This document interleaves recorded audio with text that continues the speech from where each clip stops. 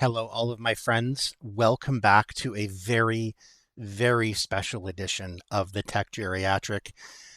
I have wanted to make this video for quite a while, and I have alluded to it in several of my videos.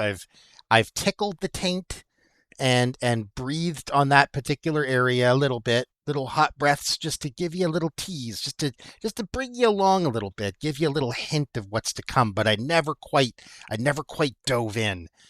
And never quite put both hands on and just held on for the ride of a lifetime. I'm doing that now.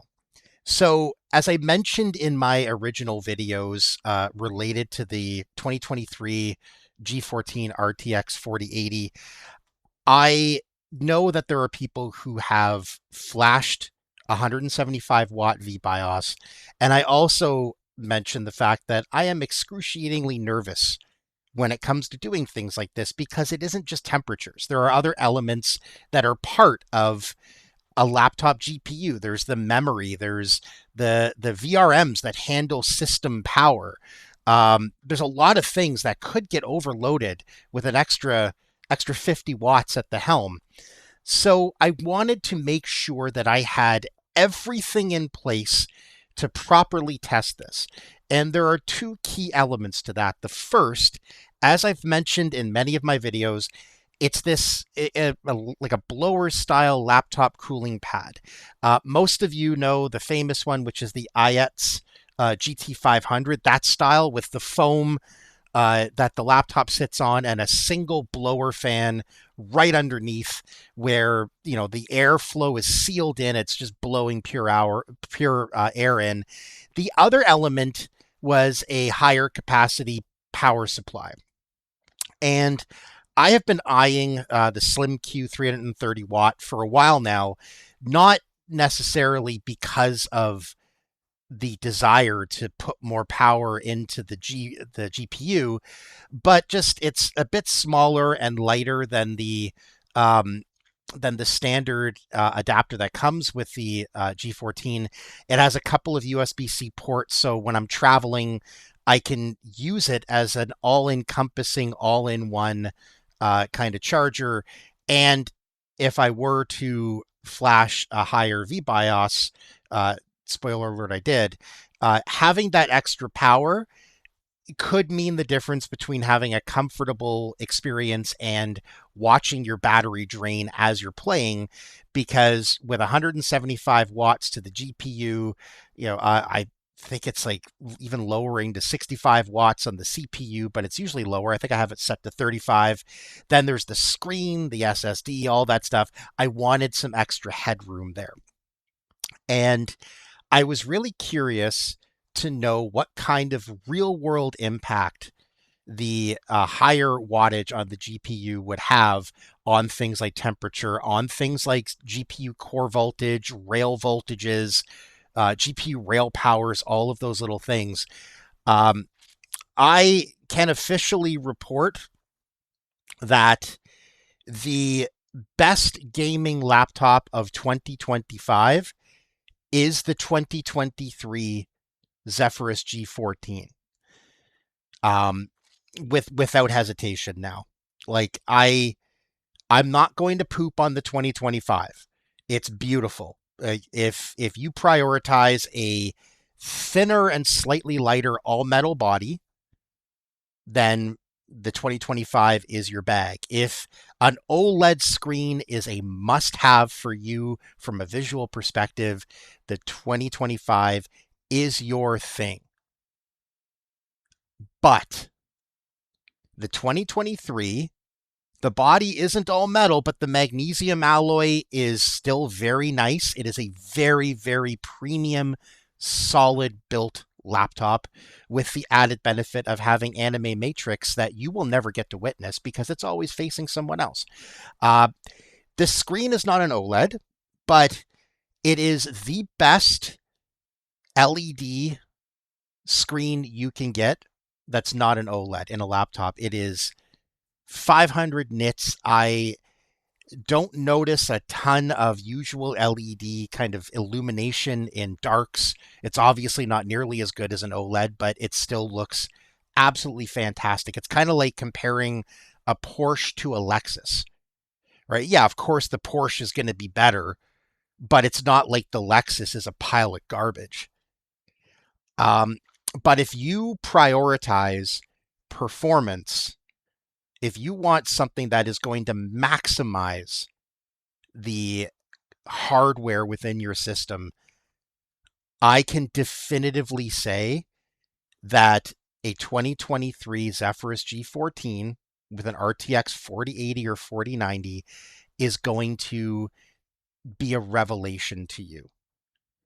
I can stably run 175 watts on this 4080 with only a slight increase in temperatures, still very well within the safety limits before things even start throttling, let alone wear and tear. And more important than that, there is no discernible impact on any of the rail voltages or any of the things that push VRMs. It is spectacular. So yes, the 2025 G14 is an all-metal MacBook of a gaming laptop with a beautiful OLED screen, and you can get it with a 5070 Ti or a 5080 at drastically reduced wattages. The 2023 G14 is going to give you desktop 4070 Super performance in a laptop so small that you can slip it into a MacBook Air sleeve. So that's all I'm going to say about that. In this video, I'm just going to use Cyberpunk 2077 as kind of the benchmark for it. I'm going to show you gameplay with the standard 125 watt vBios, as well as, you know, on one side it'll be gameplay with frame rate.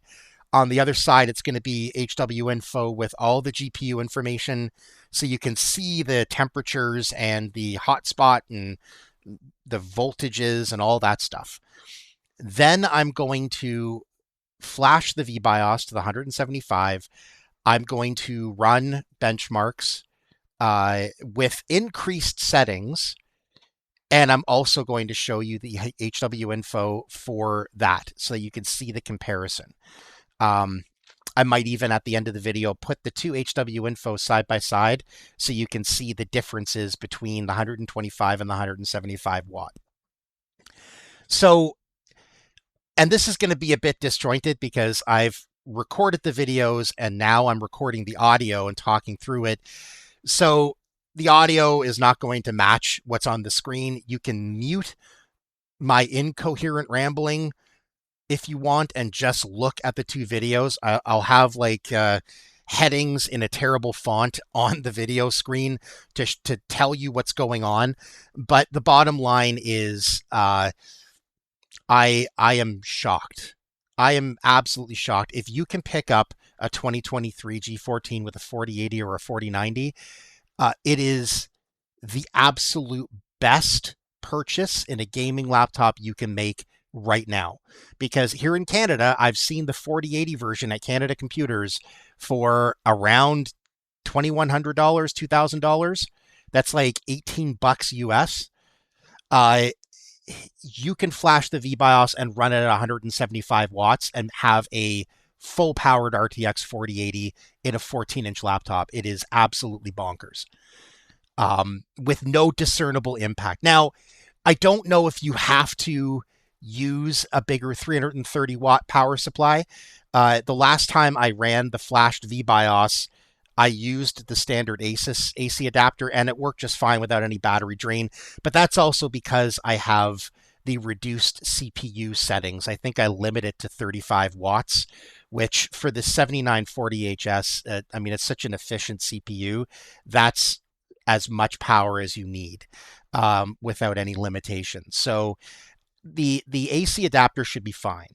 The one thing that I don't believe you can get away with is doing it without a laptop cooler. Now, I'm in a position where I sit at my desk most of the time, and even when I bring my laptop upstairs to play with my friends on a Friday and Saturday night, I bring the laptop cooling pad with me anyways, and this thing pretty much just standard 24/7 runs on my custom power supply, power profile, and fan curves, and this laptop cooling pad. And I think if you don't have the laptop cooling pad and you run the flashed vBios, you are going to start running into some issues with temperature. It's not going to be major issues.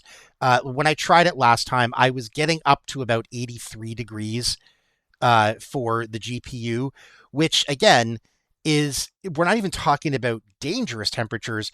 It's 4 degrees below the thermal throttle limit. You can manually set the temperature limit to something lower, so the system will automatically throttle back on stuff. Like if you're really nervous, you can flash the 175 watt and then have a temperature limit of 80 degrees, where, you know, once the GPU reaches 80, the system automatically kind of reduces wattage and voltage and stuff so that it stays at or below that 80 degrees. I have mine set at 87 just because that's the standard. But as you'll see in this video, I mean, yes, obviously the 125 watt, everything runs at like 70 degrees. 70 on the CPU, 70 on the GPU. It's super nice and cool. And I don't have to make too many concessions on the settings. I have, I think it's the ray tracing is set to ultra instead of psycho. One of the other visual things you'll see in the video, it's high instead of ultra. Yeah, I mean, the difference really is with keeping the settings the same, but flashing the vBios, I am getting 12 to 15 FPS more in game. And then when I crank up the settings, like the ray tracing settings and the other visual settings, I'm at an average of 80 with everything set to psycho. I even tried path tracing and I was getting, I think, 55 to 60 with that. Unbelievable. Absolutely unbelievable. So I'll stop here and just let the videos play out. But the bottom line is you can run this at 175 watts without issues. By watching my previous videos, you'll see the instructions, links to the, I think I have a link to the HP vBios that I use, that where all the parts work. Typically this thing maxes out at about 150, 155 watts, so it doesn't hit 175, but just that extra boost of wattage makes a huge difference. And the one caveat I would have is, this does require a bit of tweaking and personalization. You will need to use, whether it's ghelper or Armory Crate, you will have to reduce CPU wattage. You may have to reduce the GPU clock a bit, the temperature limits. The main watch out I would have is I don't know how comfortable I'm going to be doing, like playing on this with the 175 watt in an intensive game without the laptop cooling pad. It makes such a huge difference on temperatures. I'm kind of worried. So I would say if you are going to flash the vBios and play this without a laptop cooling pad like the IETS GT500 or something similar, keep a real close look at the temperatures the first time you go through it. And if you're hitting like 86, 87, you're getting up there, I would just step back to 125 or severely fiddle with your settings in ghelper or Armory Crate to reduce those temperatures and power usage. But with that, I mean, again, to conclude, if you could pick one of these things up in 2025, the OLED screen and the metal body on the 2025 version are fantastic. But this is a 14-inch laptop that looks gorgeous, has an amazing screen, and has a desktop 4070 in it, essentially. That's the equivalent. I mean, you can't beat that, man. I am just so impressed by this laptop. I don't know what I did with my life before. I was just lost. I was like a spirit wandering the lands in search of answers to questions I didn't know I had. Was that poetic enough for you guys? All right. I for real am going to shut up now because I have to go poop. In my age, I don't know if you guys are at my age or near it, you're going to reach a point in your 40s where having to poop went from an inconvenience to a sudden and immediate emergency that you cannot ignore. And when I have to poop, I need to go poop. So that's enough poop talk for one tech video. Enjoy the video. If you have any questions, leave a comment. I do answer as many as I possibly can because I love talking about this. If you are going to go on this amazing journey and you're really nervous about doing it, I don't mind taking some time to get on like a Zoom call with you or something to share screen, and I'll do my best to walk you through it. I take no responsibility for any bricking or anything that happens, but if you're going to take responsibility for yourself and your laptop and you're going to do this, at the very least, I don't mind helping you and making you feel a bit more comfortable with it. So anyways, with that, enjoy the video.